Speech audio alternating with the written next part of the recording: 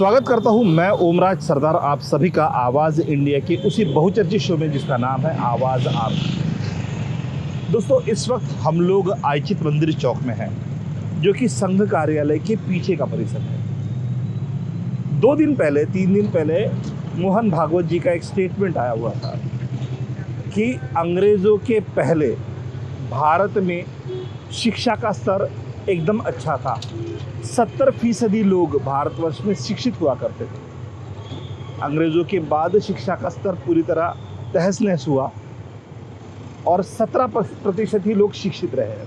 इस बारे में एक आम इंसान की क्या विचारधारा है, एक आम इंसान इस विषय पर क्या कहना चाहता है, हम लोग शुरुआत करते हैं। यहाँ पे कुछ लोगों से बातचीत करते हैं, उनसे जानते हैं कि मोहन भागवत जी के स्टेटमेंट पर उनका क्या कहना है। आइए लोगों से बातचीत करते हैं। सर, मैं जानना चाहूँगा कि अभी हाल फिलहाल में 2 दिन पहले एक स्टेटमेंट आया था भागवत जी का। उन्होंने कहा था कि अंग्रेज़ों के पहले यही हमारे भारतवर्ष में 70% लोग पढ़े लिखे थे, शिक्षित थे जी, और वो शिक्षा के आधार पर अपना रोजगार भी ढूंढ लेते थे। बराबर है। अंग्रेज जब से भारत में आए उसके बाद शिक्षा प्रणाली तहस नहस हुई। हाँ, अंग्रेजों ने यहाँ की अच्छी शिक्षा प्रणाली वहाँ विदेश में लेके गए, ब्रिटेन लेके गए और वहाँ की जो शिक्षा प्रणाली थी वो यहाँ पर लाई। उस वजह से भारत का शिक्षा स्तर घट गया, जो 17% आ गया।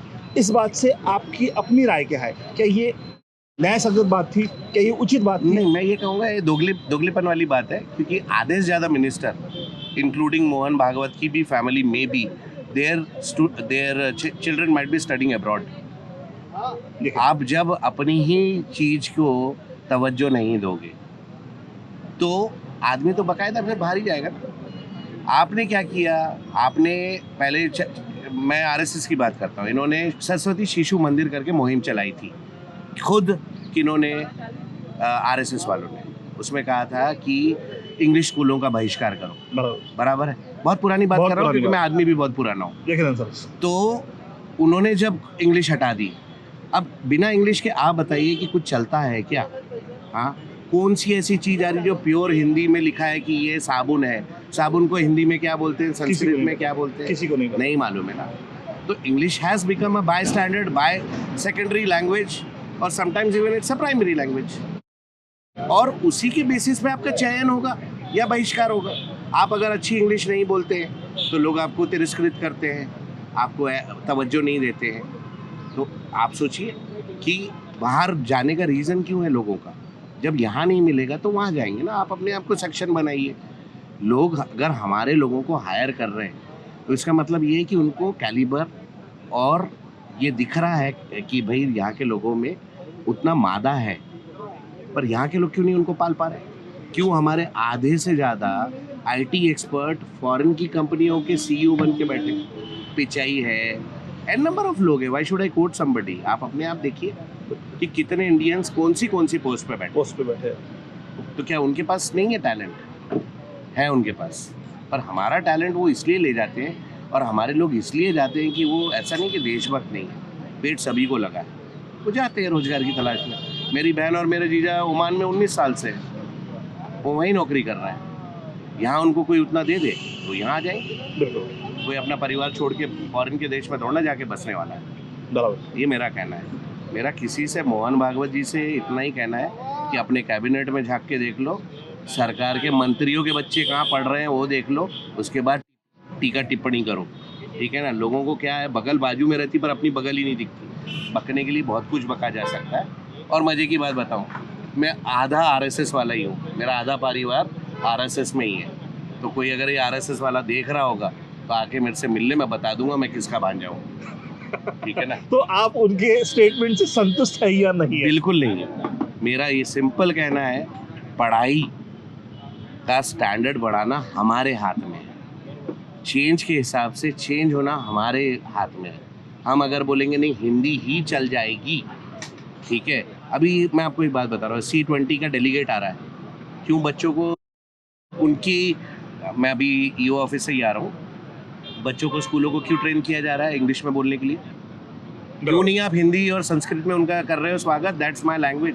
अभी मोदी जी ने इटली की प्राइम मिनिस्टर से हाथ मिलाने की कोशिश की, वीडियो देखिएगा आप। क्यों उन्होंने, इटली की प्राइम मिनिस्टर हाथ जोड़ के नमस्ते कर रही और ये भाई साहब को चूल मच्छी हाथ मिलाने की? तो क्या था ये? What was this? ये हिपोक्रेसी है सर। मतलब मन को भावे तब तक अच्छा, कोई और करे तो बुरा, तो वो गलत है। चलिए बहुत बहुत शुक्रिया। Thank you. सर, हम लोग आवाज़ इंडिया टीवी से है और हाल फिलहाल में मोहन भागवत जी जो आरएसएस के अध्यक्ष हैं, मुख्य है, उनका एक स्टेटमेंट आया था कि अंग्रेज़ों के पहले भारत में, इसी भारतवर्ष में 70% लोग शिक्षित हुआ करते थे। अंग्रेज आने के बाद शिक्षा का स्तर इतना नीचे गिर गया कि अंग्रेज जब थे यहाँ पर तो केवल 17% ही लोग शिक्षित रहे। इस बात पर आपकी अपनी राय क्या है? देखिए सर, मैं तो ये पहली बात तो ये कहना चाहूँगा कि जिसकी जैसी सोच है ना, और अंग्रेज आने के बाद जो शिक्षा का लेवल है वो बहुत ऊंचा हो चुका है। और आज हर एक घर में जो 3 बच्चे भी हैं तो उसमें से 2 बच्चे शिक्षित हैं, 1 बच्चा नहीं है। तो इस हिसाब से अपन ये नहीं बोल सकते पहले जो शिक्षित थे, जो अंग्रेज आने से पहले जो शिक्षित थे वो कम शिक्षित थे, घर में एक भी नहीं पढ़ता था, हर लोग रोजंदारी के काम में जाते थे। आज अंग्रेज आने के बाद जो भी प्रणाली लाई है अंग्रेजों ने, जो भी गवर्नमेंट जॉब लाया है, जो शिक्षा प्रणाली लाई है, जो स्त्रियों को शिक्षा देने के लिए जो प्रणाली लाई है कि हर स्त्री, हर घर की स्त्री शिक्षित हो, हर तबके की स्त्री शिक्षित हो, तो ये सब अंग्रेज आने के बाद ही हुआ है। पहले हर घर की स्त्री नहीं पढ़ाई जाती थी कि घर पहले तो महिलाओं को पढ़ने का अधिकारी नहीं था। घर के काम करो, घर संभालो, चूल्हा संभालो, बच्चे संभालो, पति संभालो या घर पूरा परिवार संभालो। लेकिन जब अंग्रेजों ने स्त्रियों को शिक्षित, जैसे महात्मा फुले आए, सावित्रीबाई फुले आए, उन्होंने महिला को शिक्षित किया। ये सब अंग्रेजों ने जो बढ़ावा दिया है कि वह शिक्षा ये सर्वगुण संपन्न है, शिक्षा करने से हर आदमी आगे बढ़ता है। इसीलिए अंग्रेजों के आने के बाद जो शिक्षा प्रणाली है वो बहुत ही ज़्यादा विकसित हुई और आज हर एक घर का बच्चा, हर एक घर का नागरिक, हर एक घर की स्त्री और बड़े बड़े पोस्ट पे है, बड़े बड़े इस पे स्त्री तो बड़े बड़े पोस्ट पे है, आज IAS है, IPS है, राष्ट्रपति है, सभी कुछ है। इसीलिए अंग्रेजों ने जो प्रणाली लाई है शिक्षित की, वो मेरे हिसाब से तो एकदम बेटर है। और जो भी है, आज मैं भी जो अंग्रेजों के बाद में ही पढ़ा हुआ हूँ, अगर आज में मैं नहीं होता, वो अंग्रेजों के पहले होता, वो ज़माने में होता, तो मैं आज शिक्षित नहीं होता और ना ही मैं आज जो पोस्ट पे हूँ वो पोस्ट पे नहीं होता। और पहले जो थे कि चलो शूद्र है, अति शूद्र है, जो भी नीची जात के लोग हैं वो नहीं पढ़ाए जाते थे, उनको शिक्षा का अधिकार ही नहीं था, कुछ भी अधिकार है। उसके बाद बाबा साहब आम्बेडकर आए, उन्होंने भी बढ़ावा दिया सभी, यानी कि जो भी उन्होंने किया है आज तक, महात्मा फुले जी ने, सावित्रीबाई फुले जी ने किया, अपने बाबा साहब आम्बेडकर ने किया। उसके बाद बड़े नेता है, सुभाष चंद्र बोस भी यही कहना चाहते थे कि हर घर की शिक्षित हो, हर घर की स्त्री शिक्षित हो, हर घर का बच्चा शिक्षित हो। इसके क्या होता है सर, एक बच्चा अगर शिक्षित होता है तो घर विकसित होता है, और अगर एक स्त्री शिक्षित होती है तो आधा समाज शिक्षित होता है। एक समाज की स्त्री शिक्षित होती है तो पूरा समाज शिक्षित होता है। तो यही है मेरा सब। और सबसे आखिरी यही कहना है कि सर, जिसकी जैसी सोच, ना मैं उनकी सोच बदल सकता है। आप उनके स्टेटमेंट से संतुष्ट है या नहीं है? नहीं सर, उनके स्टेटमेंट से संतुष्ट कहाँ से? अगर मैं आज की पीढ़ी का हूँ, आज मैं 21वीं सेंचुरी का हूँ और मैं आज दुनिया देख रहा हूँ, तो दुनिया की हर एक स्त्री शिक्षित है, हर एक बच्चा शिक्षित है। भागवत साहब ने जो बोला है, हाँ, बिल्कुल वो सही है। जैसे अंग्रेज़ों के पहले हिंदुस्तान में हुकूमत मुगलों की थी, उस वक्त शिक्षित थे ही। जब भागवत साहब ने बताया है तो बिल्कुल करेक्ट ही बताया होगा। अच्छा, मतलब भागवत साहब कह रहे हैं इसलिए करेक्ट है, इसीलिए करेक्ट है। यस, बाकी उसके ऊपर कुछ भी बोला नहीं जा सकता। बिल्कुल वो स्टडीड आदमी है, हाँ, वो बिल्कुल करेक्ट ही कहेंगे। अच्छा, लेकिन सर हम मानते हैं। अच्छा, आप मानते हैं? हाँ। ऐसा। लेकिन सर, अगर हम लोग अंग्रेजों के पहले की अगर हम लोग बात करते हैं तो शिक्षा का जो स्तर था वो शूद्रों को शिक्षा दी नहीं जाती थी, महिलाओं को शिक्षा से वंचित रखा जाता था, अति शूद्र लोगों को दूर रखा जाता था शिक्षा से। और ये इनकी संख्या 70% के ऊपर थी। जो क्षत्रिय थे उनको युद्ध कला ही सिखाई जाती थी, बिल्कुल। जो वैश्य थे उन्हें उनसे रिलेटेड ही कला सिखाई जाती थी, और जो मूल आधार शिक्षा का था वो एक विशिष्ट वर्ग के पास था। नहीं, आपको हमने क्या बोले, उस वक्त दौर मुगलों का था। हाँ, मुगल का दौर रहने की वजह से वहाँ पर जाति धर्म का कोई भेद नहीं था। हाँ, जाति धर्म का भेद नहीं था। पहले लड़ाई भी होती थी, हाँ, तो जाति धर्म के आधार पे नहीं होती थी, वो बल के आधार पे, स्टेट के आधार पे होती थी। और उस वक्त मुगल रहने की वजह से शिक्षा का स्तर कुछ हद तक बड़ा होगा। I cannot say means properly उस वक्त का लेकिन भागवत साहब ने कहा वो सही हो सकता अच्छा वो सही है, चलिए सर अब इसके ऊपर मैं कुछ नहीं बोलूँगा आपसे, बहुत बहुत शुक्रिया। 3 दिन पहले एक स्टेटमेंट आया था, आपने काफ़ी सारे न्यूज़पेपर में पढ़ा होगा कि मोहन भागवत जी आरएसएस के जो है उनका कहना ये था कि भारत में अंग्रेजों के पहले भारत की शिक्षा प्रणाली इतनी अच्छी थी कि 70% लोग शिक्षित हुआ करते थे। अंग्रेज़ों ने यहाँ की शिक्षा प्रणाली वहाँ लेके गए और वहाँ की शिक्षा प्रणाली यहाँ लाने के बाद भारत में उस दौर में 17% ही लोग शिक्षित थे। इस बात से आपकी क्या राय है, आप क्या कहते हैं इस विषय को लेकर? देखिए मुझे तो उसके बारे में तो ये नहीं है नॉलेज, लेकिन मैंने जहाँ तक पढ़ा है और जहाँ तक मैंने, ये मेरा वैयक्तिक मत है और मैं आपसे पर्सनली आपका ये मेरा वैयक्तिक मत है ये कि जो भारत जब आज़ाद हुआ, आज़ाद के बाद में परम पूज्य जो डॉक्टर बाबा साहब अम्बेडकर है, इन्होंने जो भारत का जो संविधान लिखा और संविधान में जो अधिकार दिए शिक्षा के, यानी सब जो पिछड़ा अति पिछड़ा वर्ग है और समाज के हर घटक को, चाहे वो ओबीसी हो, बीजे हो, एनटी हो, एसबीसी हो या घुमतू समाज हो, ये सभी को एक शिक्षा का समान अधिकार मिले, शिक्षा में देते हो कि उसके साथ कोई भेदभाव ना हो और फ्री और सख्ती का एजुकेशन मिले। ये जो जब भारत का संविधान लागू हुआ तब ये हर लोगों को मिला, गांव खेड़े से लेके शहरों में एक स्कूल कॉलेज बनाए गए। उसके बाद जो है भारत में शिक्षा का प्रमाण बढ़ा और आज के दौर में जो है जो शिक्षा का प्रमाण और बढ़ाने के लिए चाहे कोई भी सरकार हो, उस सरकार ने बाबा साहब अम्बेडकर के विचारों पे चलना चाहिए। बाबा साहब अम्बेडकर का सपना था कि भारत के हर वर्ग को फ्री में और सबको अच्छा एजुकेशन मिले। तो हमारी जो है सच्ची जो है श्रद्धांजलि या जिसको अभिवादन बोलेंगे वो हम तभी दे पाएंगे जब हम उनके विचारों पर चलेंगे। तो भारत का आज़ादी के बाद और भारत में जब संविधान एक्चुअली लागू हुआ, इम्प्लीमेंटेशन है और संविधान की वजह से भारत में शिक्षा का प्रमाण बढ़ा, ये मेरा मत है।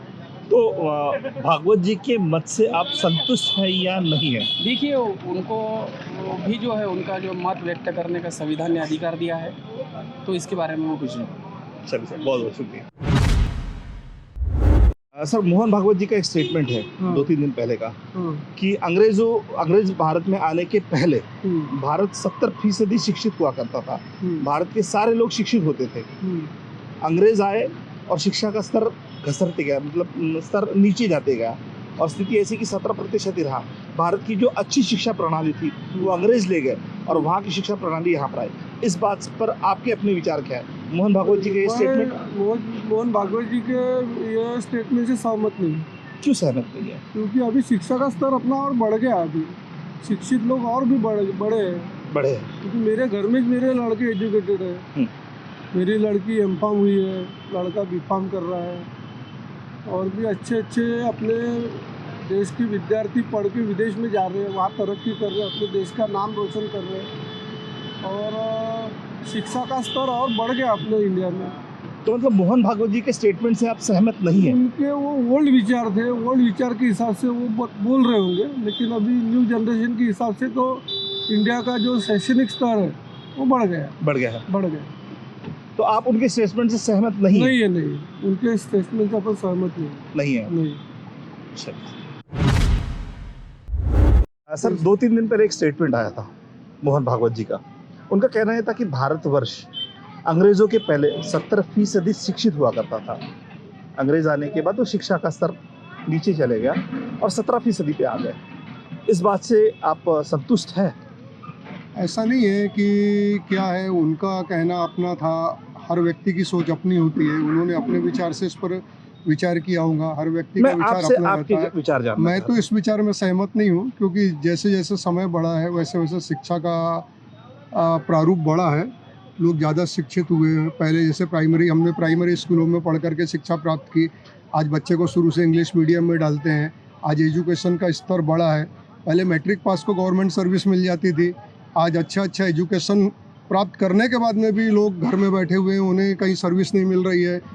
MA BA और तक की तो कोई कीमत ही नहीं है। पहले हमारे चाचा जी थे, उन्होंने MA किया था तो काफ़ी अच्छी बैंक में उन्हें सर्विस मिली थी। आज क्या है, कुछ नहीं है।